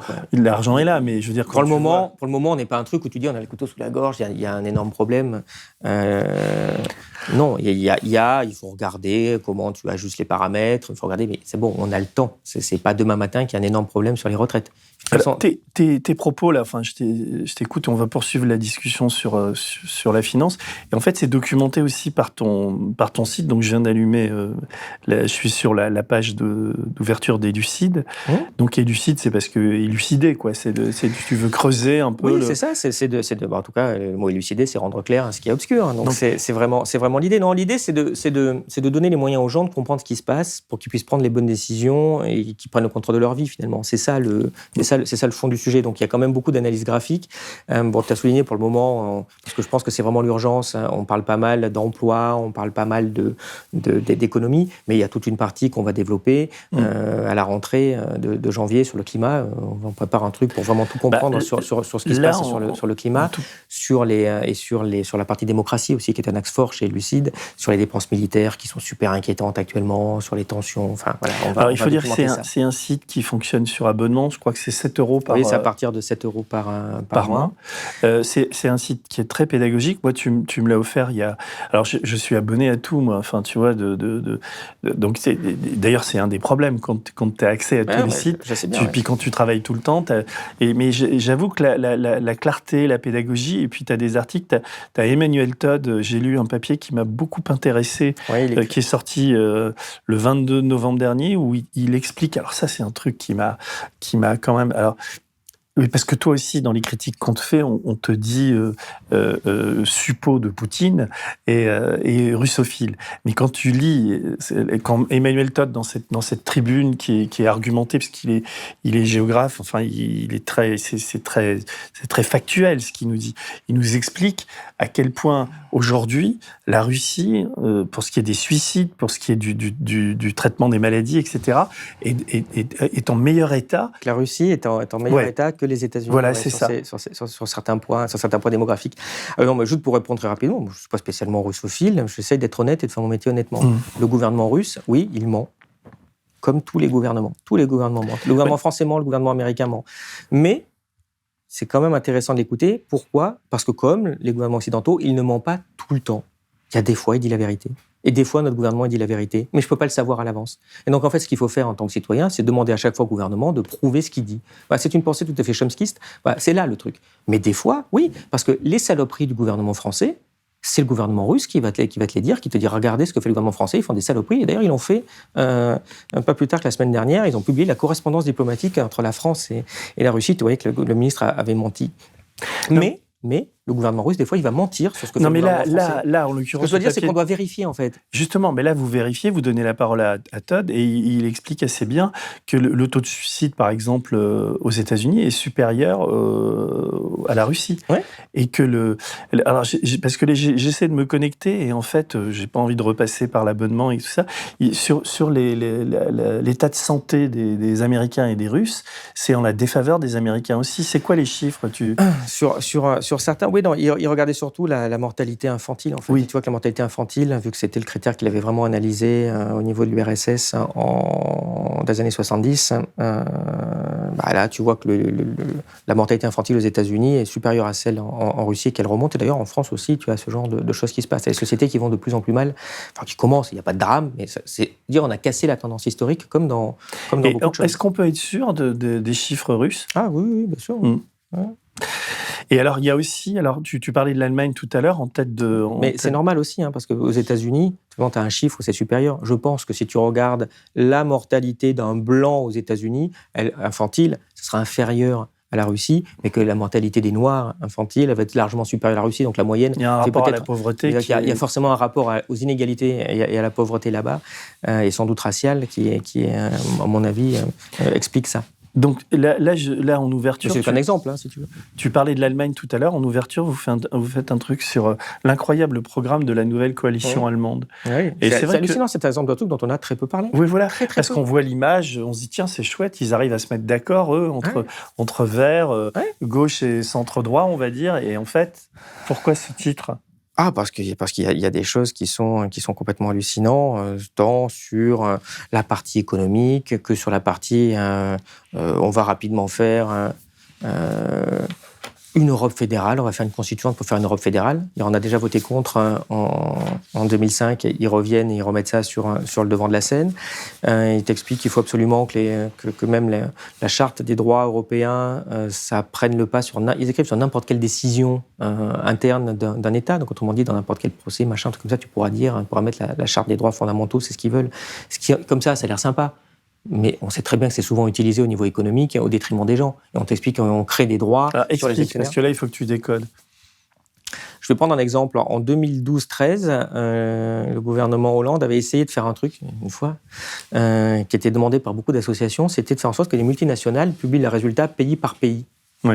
D'accord ? Donc tu dis, t'as Renault ou t'as BNP. Combien vous avez de chiffre d'affaires en France ? Combien vous avez de bénéfices en France ? Combien t'as de chiffre d'affaires aux îles Caïmans ? Combien t'as de chiffre d'affaires ? Je me souviens de ça. Donc, c'est un truc fondamental. Et comme ça, tu vois très bien où il y a des problèmes, où il y a de l'optimisation. Tout d'un coup, tu vas dire, tiens, c'est bizarre, 30% du bénéfice aux Bermudes, alors que vous avez 4 employés. Un amendement qui avait été retoqué. Non, il y avait des choses comme ça. Non, beaucoup mieux. C'est le Conseil constitutionnel a dit que c'était inconstitutionnel de faire ça. Parce que, de mémoire, c'était lié vraiment à la déclaration de 1789 des droits de l'homme et du citoyen sur la liberté d'entreprendre. Donc là, je cite le Conseil constitutionnel, mais en Allemagne, alors quel rapport ? Non, c'est pas en Allemagne, c'est au niveau européen qui veulent faire ça. Mais c'est de dire que tu as des interprétations juridiques qui sortent de n'importe où, qui sont faites par des juges au détriment des citoyens. On a voulu protéger les entreprises en te basant sur la décision de 1789. Est-ce que tu penses vraiment que Robespierre, à l'époque, il se disait que non, vraiment, demander aux entreprises le résultat pays par pays, c'est vraiment pas bien, c'est pas la déclaration des droits de l'homme et du citoyen. Donc on voit que tu peux tordre rapidement par des arguties juridiques une délibération citoyenne, parce que l'Assemblée avait voté ça. Et donc c'est une espèce de gouvernement des juges, mais pas au sens où parfois la droite le caricature, au sens où tu as des gens non élus, comme la Banque centrale, qui prennent des décisions hallucinantes sans aucun contrôle citoyen. Et donc c'est clairement ce qu'ils veulent faire aussi, en te disant, en plus à un moment où il y a d'énormes tensions avec l'Europe de l'Est, et où la Grande-Bretagne est partie pour ces raisons-là, de dire non, il faut que le droit européen soit supérieur au droit national.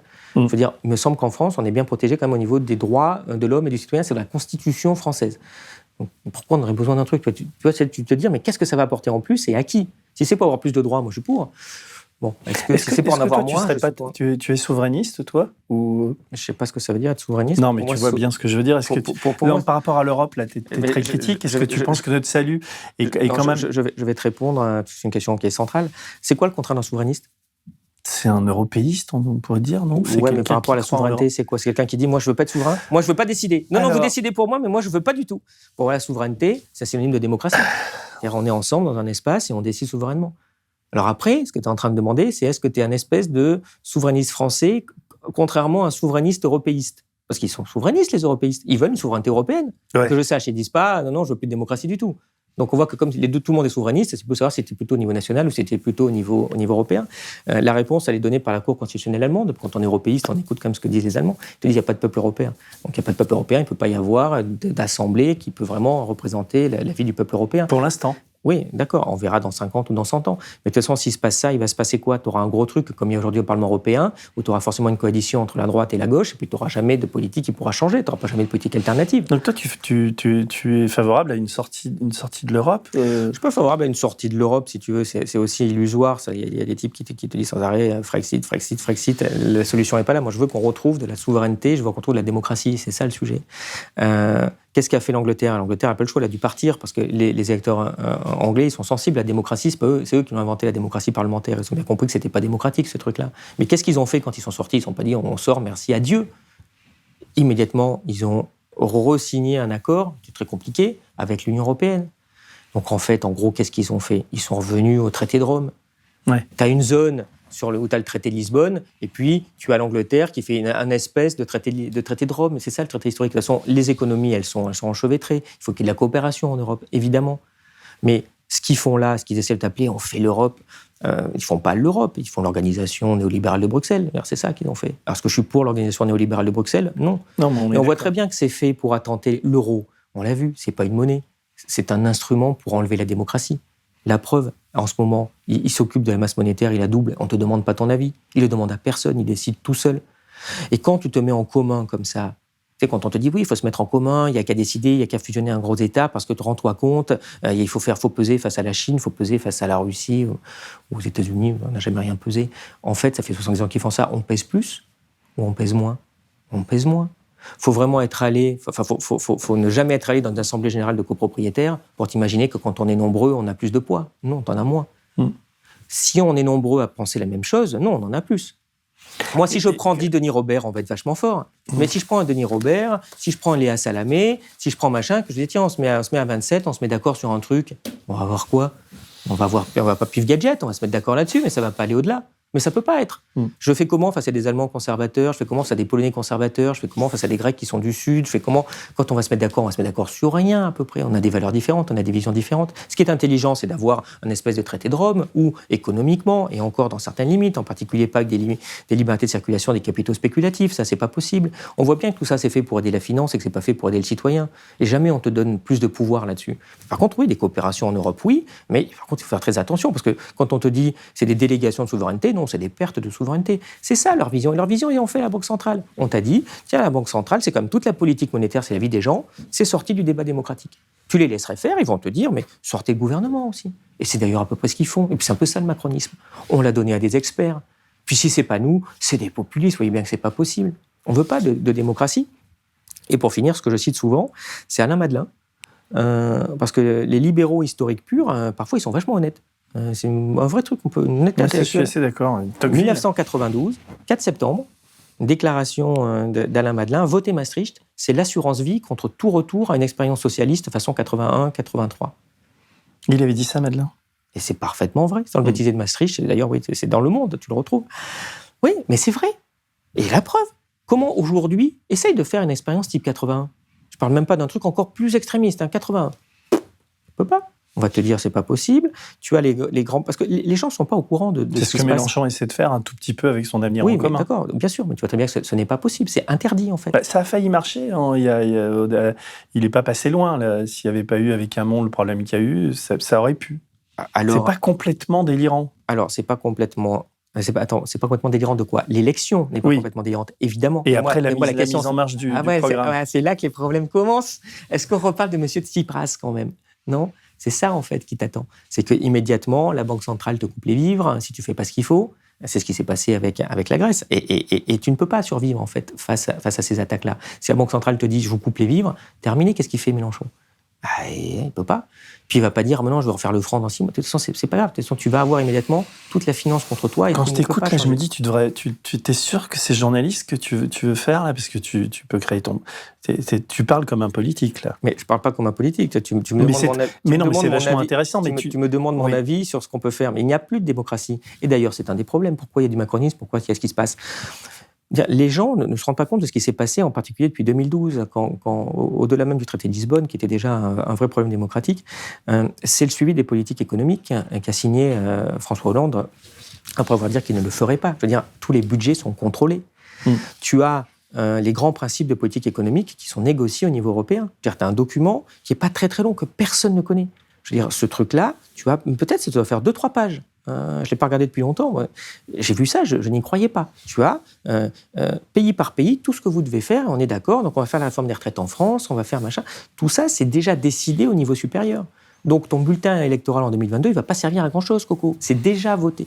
Et si tu n'es pas d'accord, ils vont tous se mettre contre toi et te taper dessus, et très rapidement, tu vas céder. Parce que tu ne peux pas résister quand tu n'as plus ta monnaie, tu ne peux pas résister quand tu as toutes ces décisions, où en plus maintenant, certaines ne sont plus à l'unanimité. Donc tu peux être mis en minorité sur ces trucs-là. Et Mélenchon, on est bien d'accord, va être en minorité sur les 27, que je sache. Après, on me dira... Non, mais il suffit qu'il n'y ait que 14 Mélenchon qui soient élus en même temps dans 14 pays. On est d'accord, effectivement, à ce moment-là, ça peut changer. Tu vois que les probabilités sont quand même jouent à l'auto plutôt, ça va arriver avant. C'est ça, pour moi, qui est un vrai problème. Non, mais Et ce que je veux dire, c'est non seulement, tu vois, tu as ces trucs où c'est décidé... les grandes décisions politiques et économiques sont décidées. Donc, si c'est décidé, tu décides de quoi? Du reste, il ne reste plus rien. Oui, il va rester 3 lois, tu vas faire une loi sur le foulard ou sur les trucs machin ou amuser la galerie.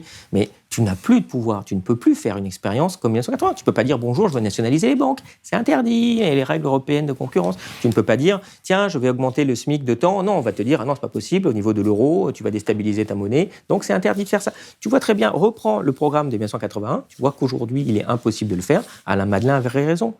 Et je ne vois pas en quoi vouloir une coopération en Europe qui est indispensable te conduit forcément à dire qu'il peut y avoir de démocratie. Si, bien sûr qu'il peut y avoir. Et c'était d'ailleurs tous les débats aussi de la gauche ou des communistes à l'époque de ces choses-là.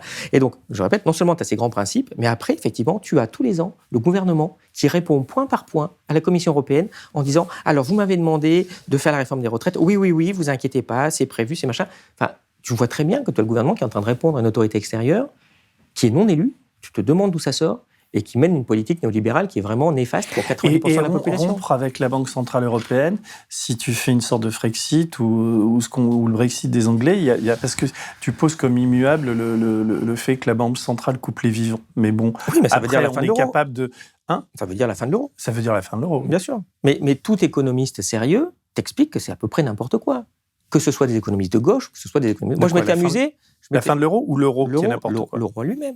Parce que c'est pas possible, on n'est pas une zone homogène. C'est il y a Jacques pas un budget Sapir qui dit ça. Non mais ok, il y a Jacques Sapir, mais tu prends le débat de l'époque, je l'ai même publié sur l'écrit, ça me faisait rire, t'as Milton Friedman qui t'explique, mais faites pas ça, pourquoi voulez-vous faire du mal? C'est votre monnaie. Je dis, pourquoi faut qu'on ait une monnaie en commun? Ok, alors si vraiment on arrive, tu le dis, peut-être qu'un jour... Ok, bah tu fais un gouvernement commun, avec un parlement commun, où tout le monde est d'accord, puis quand c'est fait, tu fais une monnaie, tu fais pas le contraire en fait.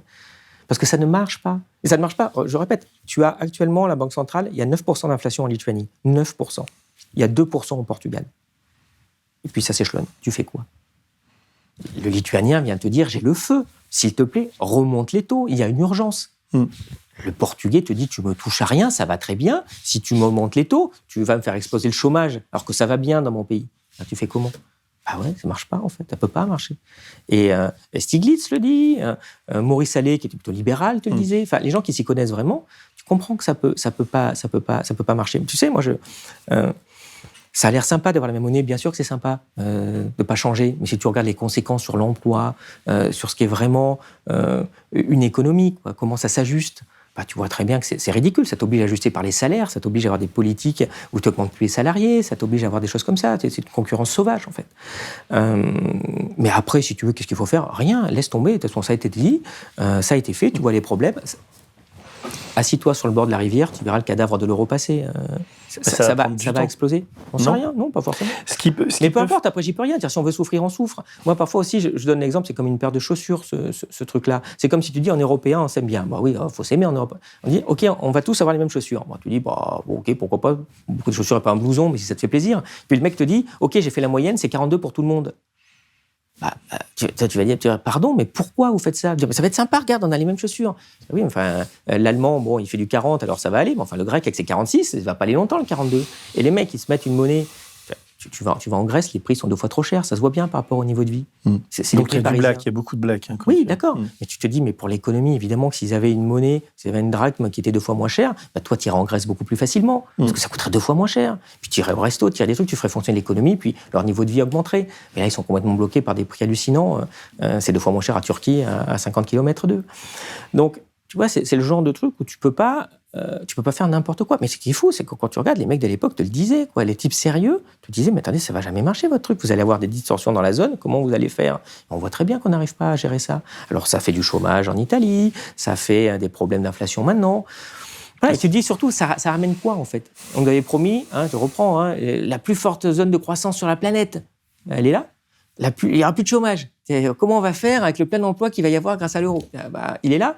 Si tu regardes, ça a donné quoi? Ça donne rien. On voit qu'on a moins de souveraineté, on voit qu'on peut plus voter un budget comme on veut. Waouh, quel bilan. Mais après, je veux pas faire l'obsédé de l'euro, si tu veux. C'est un problème parmi d'autres. Il y aurait pas de l'euro, il y aurait quand même ces politiques-là, mais au moins tu pourrais le dire. Si je vote pour Mélenchon ou pour Tartampion, ça changera en France, j'en ai les moyens. Et aujourd'hui, tu n'en as pas les moyens. T'as aussi un sujet, je change complètement, sur la guerre nucléaire. Ouais. C'est quoi cet entretien avec Théodore Postol, là? Il dit quoi? Il y a une menace vraiment de guerre nucléaire. Les Russes sont en train de développer des armes supersoniques ou je sais pas quoi. Enfin, tu vois à quoi je fais allusion. Mais tout le monde est en train de développer des armes. Les États-Unis, ils ont déjà remis à jour leur arsenal nucléaire en le rendant beaucoup plus puissant à nombre de têtes identiques. Donc, il y a toujours une course des armements. Et en fait, si je fais une pub, j'aimerais bien la faire juste pour une petite vidéo de Daniel Ellsberg, parce qu'Illucide, c'est aussi une chaîne YouTube, qui est le premier lanceur d'alerte de l'histoire. Il travaillait pour le gouvernement, les gens l'ont complètement oublié, mais en 1973, il a sorti les Pentagon Papers qui expliquaient la guerre du Vietnam, tous les mensonges des gouvernements pour entretenir une guerre qui était perdue d'avance. Et il parle aussi, parce que c'est un très grand militant du contrôle nucléaire, parce qu'il a vu à cette époque que les États-Unis étaient prêts à user encore et encore de l'arme nucléaire. Il a ressorti, il y a quelques mois, pareil, 0 reprise dans le monde, des nouveaux documents confidentiels comme les Pentagon Papers, alors qu'il a 90 ans, le monsieur, qui montraient que les États-Unis avaient préparé un plan pour bombarder nucléaire la Chine au moment des problèmes de Taïwan, des années 50. Donc oui, ce problème nucléaire, c'est un problème qui est toujours là, qui est complètement passé en dehors des radars. Les années 60, 70, tout le monde en avait peur. Il y avait des films, il y avait des choses. Tu regardes aujourd'hui, tu as l'impression que ça n'existe plus, ce problème-là. Au contraire, maintenant, les mecs te disent « Oh, on a fait encore des petites armes nucléaires, c'est cool. S'il y avait besoin, on pourrait en faire localement. Tu vois, il n'y a pas la peine de déclencher une grande guerre. » C'est quand même des docteurs Folamour. Au moment où l'année dernière a été mis en vigueur le traité pour l'interdiction des armes nucléaires, qui a été très très dur sous des pressions américaines et occidentales et européennes en particulier, puisqu'on est toujours dans la roue des États-Unis sur ces points-là avec l'OTAN, pour essayer de limiter, de faire en sorte qu'il n'y ait pas de zone d'interdiction nucléaire, en tout cas des continents sans armes nucléaires. On voit qu'ils sont en train d'en rajouter. Ils en stockent en Allemagne, alors qu'on avait dit qu'on n'en stockerait pas en Allemagne. Ils sont en train de se demander s'ils ne vont pas en stocker en Pologne. Alors, évidemment, la Russie a réagi. Moi, c'est ça qui me fait peur, si tu veux. C'est très bien résumé, d'ailleurs, il y a 2-3 semaines, par quelqu'un de l'état-major britannique, qui est allé dans les médias, faire son truc sur la Russie, attention. Et puis, il dit une phrase fantastique, il dit « Mais par contre, j'ai vachement peur, parce que la diplomatie n'est plus du tout au niveau de la guerre froide, en fait. » Et c'est vrai qu'au niveau de la guerre froide, tu avais d'immenses diplomates en Occident et en URSS, et qui ont pu faire en sorte que quand même on n'allait pas trop loin. Et le mec, tu lis, il te dit quasiment, il y a des clowns quand même maintenant. Alors, il le dit pas trop, mais les clowns sont surtout chez nous, ils sont quand même moins à l'Est, ils ont gardé des gens sérieux. T'as pas d'élogène, tu vois, ça vient pas à l'idée de Poutine ou de Chinois de dire, tiens, je vais prendre le mec là, il est vachement sympa là pour taper un peu. Jean-Marie Le Guen. Ouais. Des gens qui n'y connaissent rien. Qui est un, qui travaille pour Huawei, enfin qui est pro-chinois. Oui, enfin un truc, il est entremis et qui a touché du blé du Qatar aussi. Oui, qui n'en a pas touché a priori. Toi, peut-être non.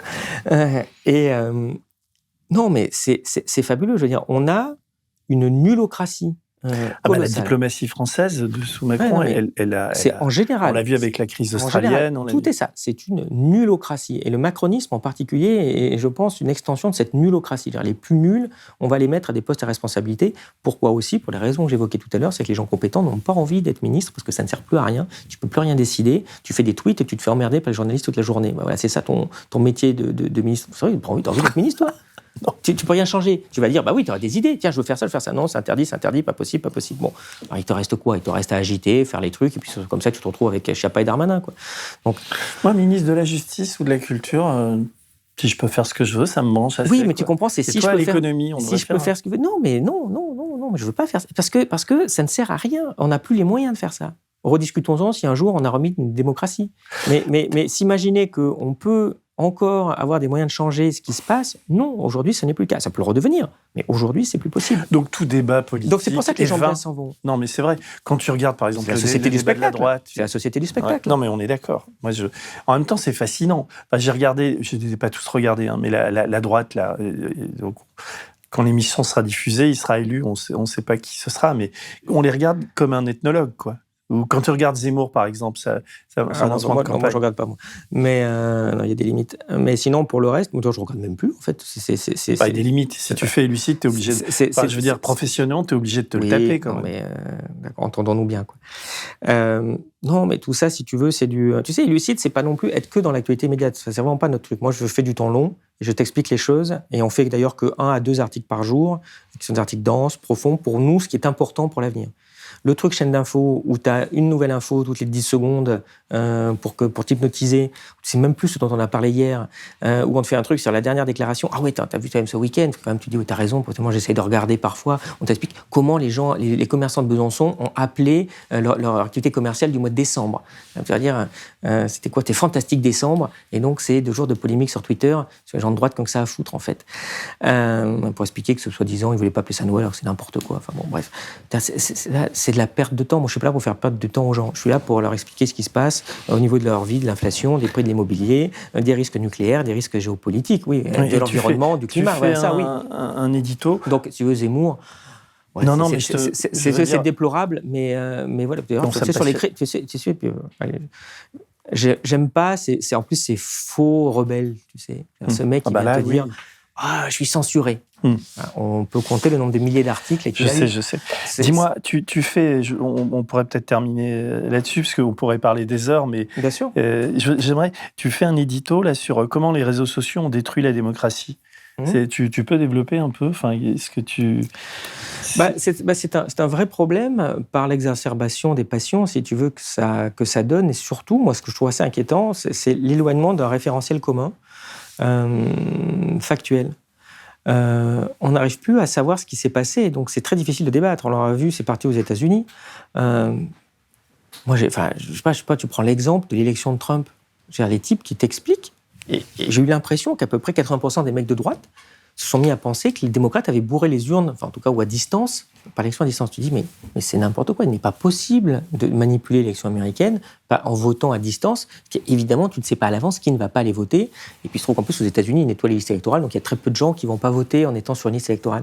Donc c'est quasiment impossible de faire comme ça. Je ne dis pas que l'élection américaine elle est fantastique, pas du tout, elle est tripatouillée par les républicains qui manipulent qui enlèvent les noirs des listes électorales, qui changent les façons de voter, et puis par les démocrates qui font pas une information très honnête. Ok, on peut discuter, mais pas sur le vote lui-même. Et tous les mecs sont persuadés de ça, en fait. Et je débat, je disais, mais comment ils ont fait? Et tout d'un coup, tu as des pensées complètement hallucinantes. C'est Quanon, c'est tout ça Oui, mais non, quoi. C'est trop facile de dire ça. Je veux dire, ça touche plein de gens instruits, plein de gens qui ne sont pas dans cette zone-là. Mais c'est quoi ta thèse? Pourquoi ça détruit la démocratie? Eh bien, parce que, si tu veux, derrière, ça... Elle n'est pas détruite déjà? Oui, non, mais d'accord, sur ce côté-là, il n'y en a pas de démocratie, je répète, c'est un des trucs, même si ça te fout à chaque fois, ça te fait sortir de tout environnement médiatique, un peu mainstream d'avoir ce genre de discours, on n'est pas en démocratie, les amis. Et si vous voulez qu'on y soit un jour, c'est-à-dire un gouvernement du peuple, par le peuple, pour le peuple, il va falloir se battre. On voit ce qu'il faut faut faire. C'est pas très très compliqué, mais il est sûr qu'à partir du moment où tu n'as pas déjà une représentation tant soit peu proportionnelle au Parlement, pour que ça ressemble à peu près à la France. Au moins, tu peux te dire, ouais, quand la moitié des députés ont voté un truc, c'est un peu la moitié de la France qui a décidé. Et surtout derrière, quand tu as quand tu n'as pas, par exemple, de référendum d'initiative citoyenne, au moins abrogatoire, au moins pour dire, vous avez voté une loi, non, on n'est pas d'accord, on vous annule votre vote. Au moins ça, c'est le minimum. Même ça, tu vois que waouh, ça semble un truc hallucinant. Mais donc, en quoi les réseaux sociaux ? Et donc, les réseaux sociaux, si tu veux, derrière, c'est pas la seule cause, il y en a plein. Mais les réseaux sociaux, je trouve que ça amplifie ces espèces de bulles de malinformation et ça te permet de rencontrer des gens qui te tirent vers le bas, en fait.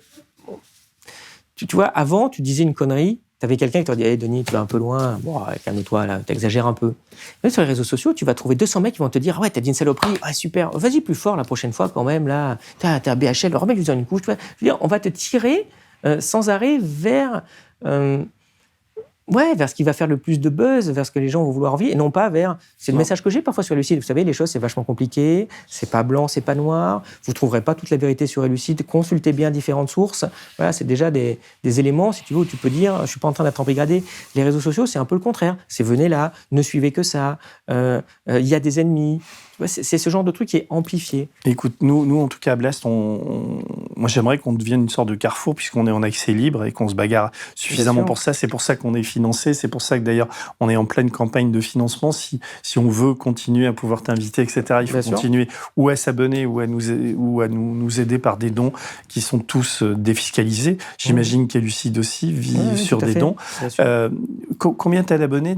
Ça a été créé il y a combien ? Oh non, ça a été créé il y a 1 mois et demi. Là, on a déjà plus de 500 abonnés, donc ça va, c'est en train de se construire, mais on a vraiment besoin des gens, si vous voulez. Enfin, en tout cas, allez voir la chaîne YouTube, allez voir le site et découvrir. Donc, moi, je suis ravi de t'avoir invité. Si le bouche à oreille peut fonctionner sur Elucide, je pense que c'est un site qui vaut vraiment le coup, quoi. Et après, c'est 7 €. Enfin, tu l'as décidé. Enfin, je trouve que c'est peut-être un poil cher par rapport aux gens, mais... Ouais, mais l'ennui, c'est que si tu veux, derrière, ça peut pas tenir, quoi. Derrière, nous, on n'a pas d'immense masse. Combien de salariés ? Toi, t'es ça ? Ah bah là, moi, je suis pas payé. Pour moi, il y a 4 salariés, puis une équipe un peu large aussi de pigistes qui nous font justement ces belles analyses. Mais voilà, on est vraiment tout petit, quoi. On n'a pas aux moyens. J'ai pas les moyens d'avoir un studio, de faire sans arrêt des vidéos. C'est pour ça que c'est aussi précieux ce que vous faites. Non, mais savoir des analyses, c'est vachement long à faire un article. Quand il faut faire 10 graphiques, quand il faut aller chercher les données, c'est super compliqué, quoi. Excuse-moi, c'est une question peut-être. Tu m'as dit tout à l'heure que tu avais arrêté ton boulot d'actuaire et tu n'es pas payé. Ça veut dire que... j'ai 0 revenu, voilà. Il n'y a pas de truc caché, j'ai 0. Donc tu vis sur tes économies, je vis sur l'épargne, et puis voilà. Ouais. Puis j'espère l'année prochaine pouvoir commencer à avoir au moins un SMIC, quoi. D'accord. Mais c'est l'idée. Ouais. Mais après, voilà, ça se construit, et puis ça ne marche pas, j'arrêterai, quoi. Mais c'est dommage, parce que c'est vraiment indispensable, je répète, pour avoir des infos détaillées. Parce qu'aujourd'hui, il n'y a pas de modèle qui fait ça. Toi, tu fais de l'investigation. Il n'y a plus d'investigation en France, et c'est dramatique. C'est quoi le dernier scoop du Monde ou du Figaro ? Un vrai gros scoop. Cherche le dernier gros truc. Tu ne trouveras pas. Tu diras peut-être à l'occasion des Panama Papers, oui, où les mecs ils ont ouvert la boîte aux lettres un jour, bing, vous avez reçu 80 gigas de données. C'est pas de l'investigation, ça. On est bien d'accord, t'en as fait. Non, mais je sais. Donc on n'arrive plus à la financer. Et d'ailleurs, tu sais, un autre journaliste que j'avais vu à l'époque de Macron me disait, nous, on a fermé la suite d'investigation du journal. Mais il n'y a plus d'investigation. Donc, c'est un modèle qui est dur à financer. Et dans ce que je fais, moi, ce n'est pas de l'investigation au sens classique, mais c'est de l'investigation de données, de choses comme ça. C'est vachement long à faire pour te donner. Là, j'en prépare un sur justement l'inflation, pour que les gens comprennent. C'est vachement long de récupérer les données, de comprendre ce qui se passe, de contrôler, d'avoir des historiques longs, parce que moi, j'essaie de donner des historiques de 50, 100 ans pour bien comprendre où on en est.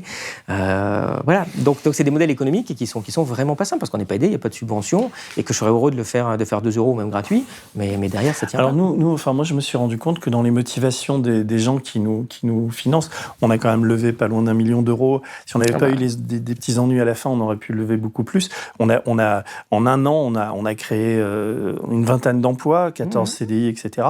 Mais dans les motivations des gens qui nous financent, il y a beaucoup l'investigation. Il y a beaucoup sortez des enquêtes, etc. Bah oui, parce que c'est tellement, comment dire, ça se raréfie ailleurs qu'il y a une... Est-ce que tu n'avais peut-être pas prévu, c'est que maintenant, il faut un deuxième combat pour que quand tu as sorti l'investigation, les autres médias investiguent un peu ton investigation, quoi. Parce que sinon, tu es évacué du Je débat, m'attendais sur le Qatar, on a quand même fait 17 articles, Thierry Gadot et Bernard Nicolas, et on a eu beaucoup de reprises à l'étranger, mais en France, c'est quand même hallucinant. Enfin, c'est un truc, je m'attendais mais je ne m'attendais pas à ce silence-là. Mais ce n'est pas fini. J'ai appris une chose, moi, avec Clearstream surtout, c'est que la vérité prend du temps et que la vérité d'un jour, c'est pas... Tu vois, donc tout ça, ça infuse. Les gens ne sont pas idiots. Ou non, mais c'est sûr. Oui, mais tu vois ce que je veux dire, c'est aussi un des problèmes, parfois des réseaux sociaux, c'est que tu vas retrouver avoir peut-être 10% ou 20% de la population qui va enfin bien être informée parce qu'ils te suivent, parce qu'ils regardent, parce qu'ils les élucident. Mais tu vas avoir 80% de gens qui ne vont pas le faire et qui vont être justement noyés sous de la mauvaise information et de la manipulation. Cet aspect aussi, je trouve, dans le débat public, de manipulation des gens. Tu vois, c'est quelque chose qui est hallucinant. Quand tu as connu comme moi une autre époque, pas dans les années 90, c'était pas ça. Quand tu écoutes la primaire des Républicains, c'était hallucinant quand même. Les mecs racontent n'importe quoi. C'était pas comme ça quand tu avais quand même des grands barons gaullistes avant. C'était pas le Parti Socialiste, on en parle même pas. Les pauvres, ils sont morts. Mais heureusement, tu as quelques têtes qui émergent. Mais où sont les Rocard, où sont les Jox, où sont les grands penseurs qui avaient... C'était quand même des sacrées belles personnes, de sacrées pointures intellectuelles et éthiques. Aujourd'hui, c'est quand même, waouh, ça a baissé. Mais il faut comprendre pourquoi, tu peux le dire, donc tout le monde le voit. Alors, moins les jeunes, c'est vrai que je me dis, merde, un jeune de 30 ans aujourd'hui, le pauvre, mais qu'est-ce qu'il a connu dans la vie? Pour lui, c'est quoi un président de la République? C'est François Hollande, quoi. C'était, waouh, c'est Macron. Il te dit, va traverser la rue, et tu cherches un emploi. Enfin, t'as l'impression que t'es au bistrot, en fait, dans cette démocratie. Tu vois, ministre de l'Intérieur, ouais, tu vois. Un jeune de 30 ans, pour lui, ministre de l'Intérieur, il peut être mis en examen pour viol. C'est pas... Le ministre de la Justice, il peut être mis en examen pour son activité de ministre de la Justice. Ce qui, je pense, est unique au monde. Il faut chercher un ministre, qui en plus est toujours là, mis en examen pour son activité de ministre, pas pour un truc avant. Waouh! Et le type, il est là. Et c'est vrai que c'est un point assez fort aussi du macronisme, c'est ce non-respect de la loi, non-respect de l'éthique, qui peut être aussi l'aboutissement du néolibéralisme, finalement. Tu vois, la loi, c'est une contrainte. Moi, je veux pas de contrainte, liberté, tu vois, aussi. Macron, pas de loi, pas de choses comme ça, pas d'éthique, pas de morale. Ce qui, d'ailleurs, est une forme aussi assez infantile, quoi. C'est un enfant qui est comme ça, qui veut pas de loi, qui veut faire ce qu'il veut. Dis-moi, tu vas voter à la présidentielle ou... On verra, je pense pas, mais ça dépendra pas a priori, du contexte. Tu penses... J'ai vu que tu avais adhéré à Nouvelle Donne, qui est quand même très à gauche.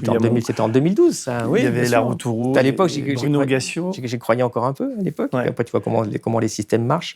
Tu vois ce que donne un quinquennat de Hollande.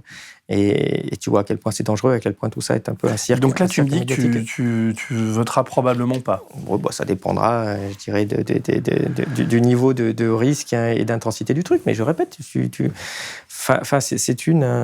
le vote, t'es censé voter pour quelqu'un que t'aimes bien. T'es pas censé pour voir c'est lequel que j'aime le moins des deux pour que je l'élimine. Je veux dire, c'est complètement pervers. Puis les gens ont des espèces de stratégies aussi. Peut-être qu'il y a des gens qui sont... t'as quelques articles qui sont peut-être socialistes, qui disent, ouais, mais peut-être que je vais voter Macron, parce que peut-être que si je vote pas ça, je vais pas avoir un Zemmour-Le Pen. Tu vois. Enfin, je veux dire, tu vois, t'as des mécanismes intellectuels comme ça qui vrillent complètement ce que peut être le vote. Quand tu veux du social, quand tu veux une bonne gestion du pays, quand tu veux un respect de l'éthique et des faits en politique et l'honnêteté, il y en a un ou deux peut-être. Alors tu dis bon, je vais voir ce que ça donne. Mais bon, de toute façon, j'attends qu'il y ait les programmes et j'attends qu'il y ait les candidats.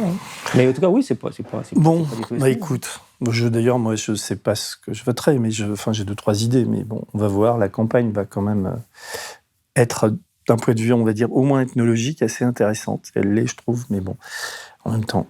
Écoute, je te remercie beaucoup. Mais c'est moi. Et donc, j'invite les gens à s'abonner, en tout cas, aller voir Élucide. Et à s'abonner, et puis après, vous aider aussi, Denis Robert, parce qu'il y a besoin. Non, et surtout, oui, nous aider avant la fin de l'année, faites des dons, c'est défiscalisé à 66%. Les abonnements, on est entreprise de presse solidaire, et on est une société coopérative à intérêt collectif. Donc, tout est réinvesti dans l'outil de travail et tout ça.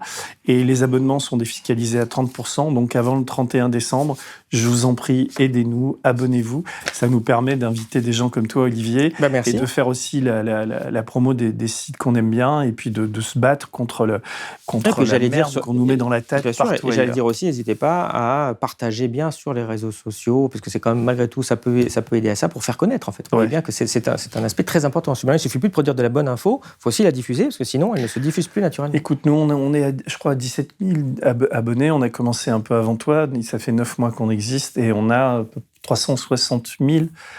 Mathias va m'engueuler si j'exagère, ou 350 000 abonnés YouTube.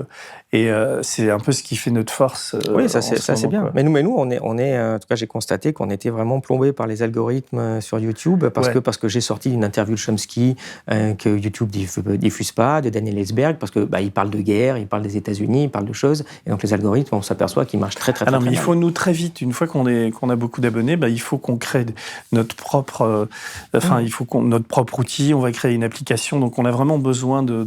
Oui, non, mais c'est bien, mais il faut que les gens s'abonnent aux chaînes YouTube aussi, c'est important pour diffuser nos vidéos quand même. Les gens comprennent assez peu, mais quand on a beaucoup d'abonnés YouTube, on récupère aussi beaucoup d'abonnés. Et nous, quand on est abonné à Blast, on fait partie d'une communauté, il y a des masterclass, il y a des contenus privilégiés, il y a des choses comme ça, quoi. Bon, écoute, on se revoit bientôt, j'espère. Avec grand plaisir. Nos prochaines révélations, il y aura de quoi faire, tu vas voir. On va continuer à enquêter sur cette histoire de patrimoine de Macron. Et puis, on reste en contact. En tout cas, merci beaucoup d'être là, d'exister et de te bagarrer. Merci à toi aussi. Tu fais pareil, tu sais. Merci beaucoup. Salut à tous. Au revoir.